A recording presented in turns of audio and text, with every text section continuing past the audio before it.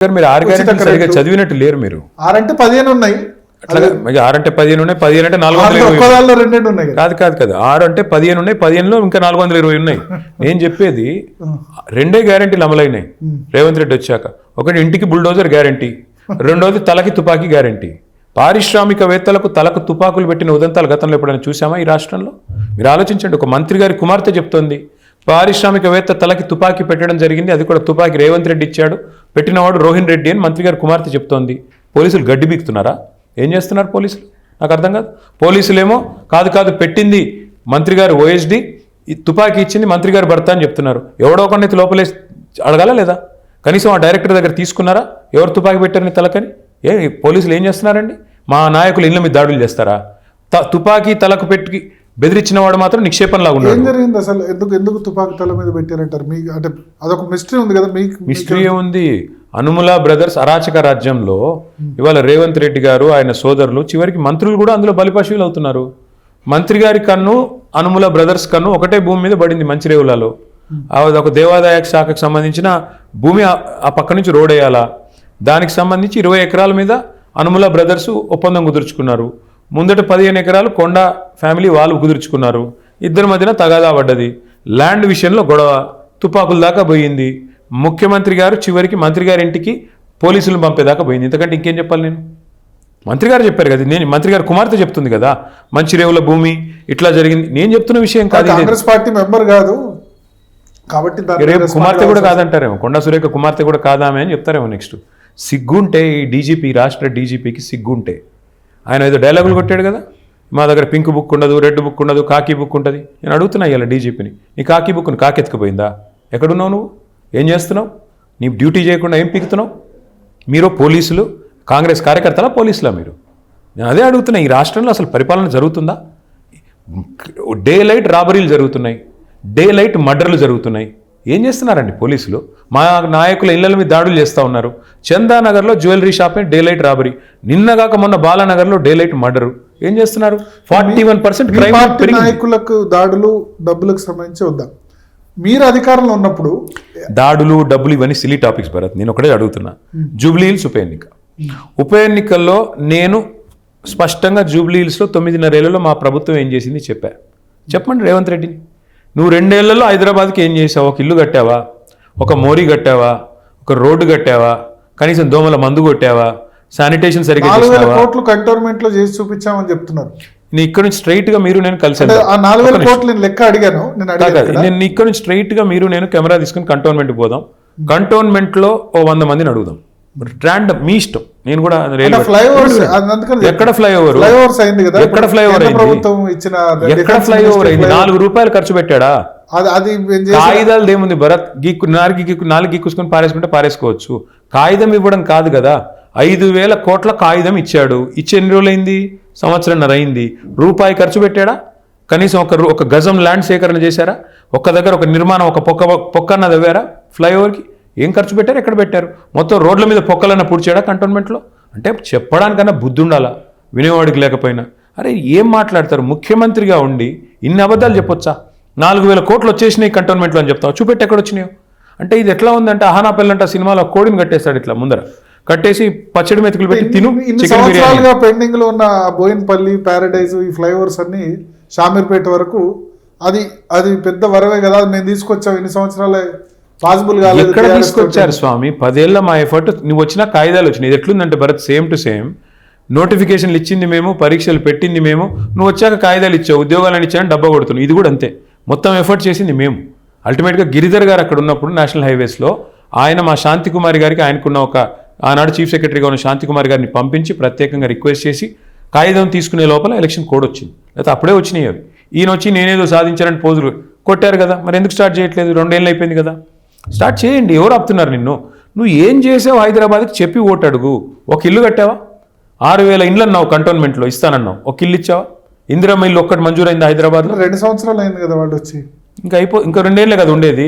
Last year ఎట్లా election కదా. 10 సంవత్సరాల నుండి 1,00,000 ఇల్లు కట్టాం. 1,00,000 వస్తే ఇవాళ ఆ 1,00,000 కూడా ఏం చేస్తున్నాడు రేవంత్ రెడ్డి?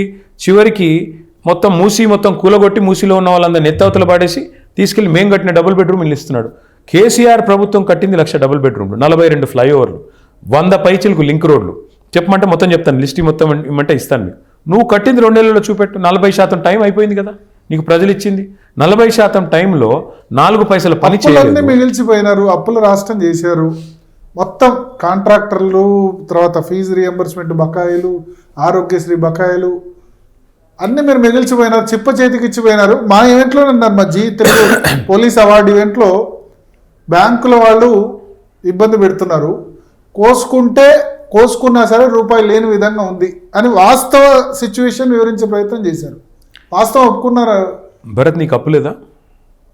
వ్యక్తిగతంగా అప్పు ఉందా లేదా? ఉంది కదా. అప్పు లేని మనిషి రాష్ట్రంలో కాదు, ఈ దేశంలో కాదు, ప్రపంచంలో ఎవడు ఉండడు. అప్పున్నా భరత్, మీరు మీ కుటుంబాన్ని కాపాడే క్రమంలో కుటుంబ పెద్దగా మీరు ఏం చేస్తారు? గుమ్మనంగా వ్యవహారం చేస్తారు. అప్పు ఉందా అని చెప్తే అడిగితేనే సంకోచించావు చెప్పుకోవడానికి, ఒక సెకండ్ ఆగావు ఉందా లేదని చెప్పడానికి.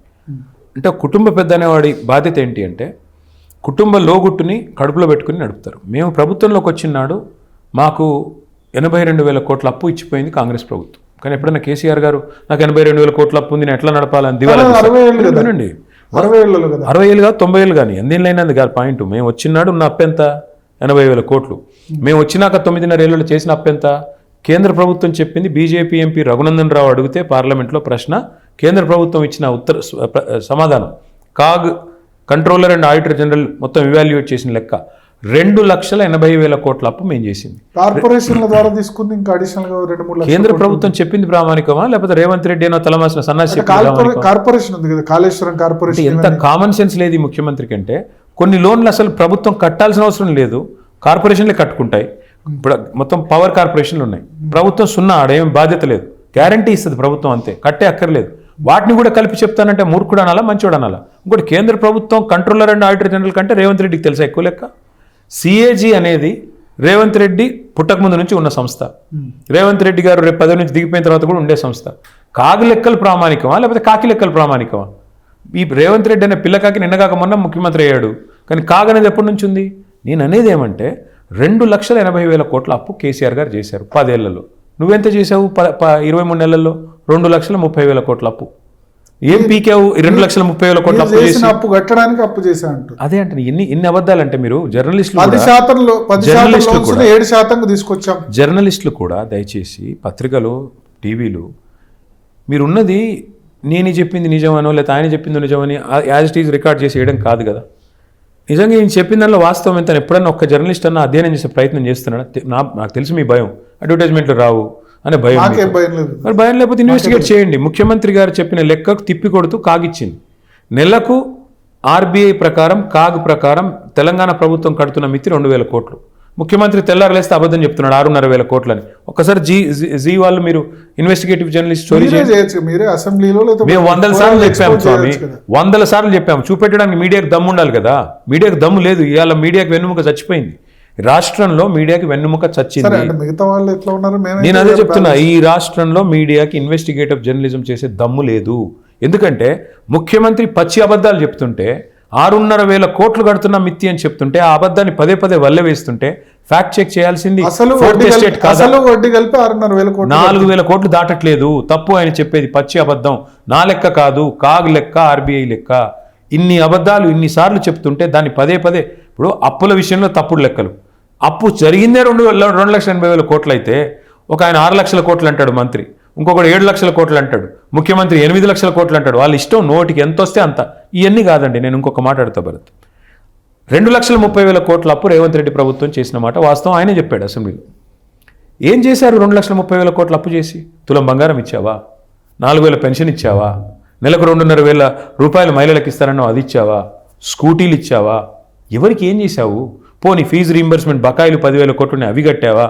ఆరోగ్యశ్రీ అరియర్స్ ఉన్నాయి, అవి కట్టావా? ఇవన్నీ మీ టైంలోనే ఉన్నాయి కదా. ఫీజు రీంబర్స్మెంట్, ఆరోగ్యశ్రీ బకాయిలు 2-3 సంవత్సరాల పెండింగ్ అనేది మీ టైంలో కూడా ఉంది కదా. నేను ఏం చెప్పాలి మీకు? ఇదే బాధ మీతో జర్నలిస్టులతో. మీకు ఏమంటే మీరు కనీసం ఈ విషయం స్టడీ చేయాలి కదా. పెండింగ్ మీద ఉంటుంది కదా. మేము ప్రభుత్వంలోకి వచ్చినాడు 3,200 కోట్ల ఫీజు రీంబర్స్మెంట్ బకాయిలు ఉన్నాయి.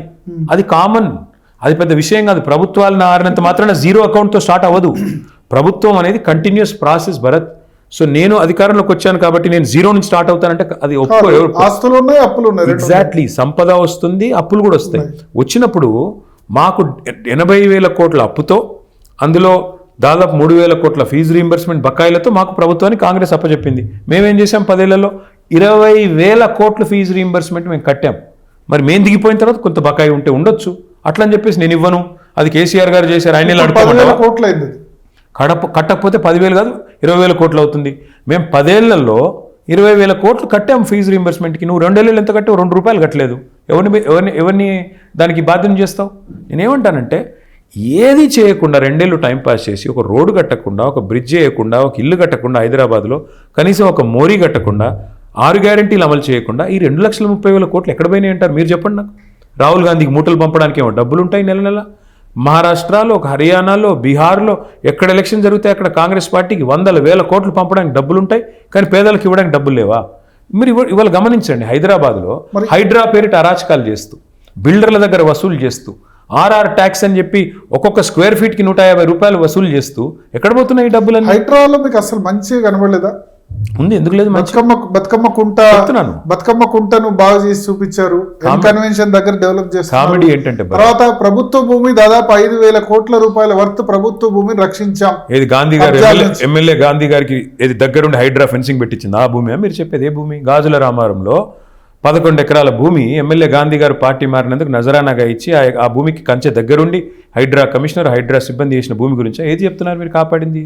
నేను ఒకటే చెప్తున్నా భరత్, డిప్యూటీ సీఎం బట్టి విక్రమార్క 5 స్టార్ హోటల్లో ప్రెస్ మీట్ పెట్టి చెప్పాడు, ఇగో ఈ 20 ప్రాజెక్టుల్లో వీటిలన్నింటిలో కూడా చెరువుల్లో ఉన్నాయని చెప్పాడు.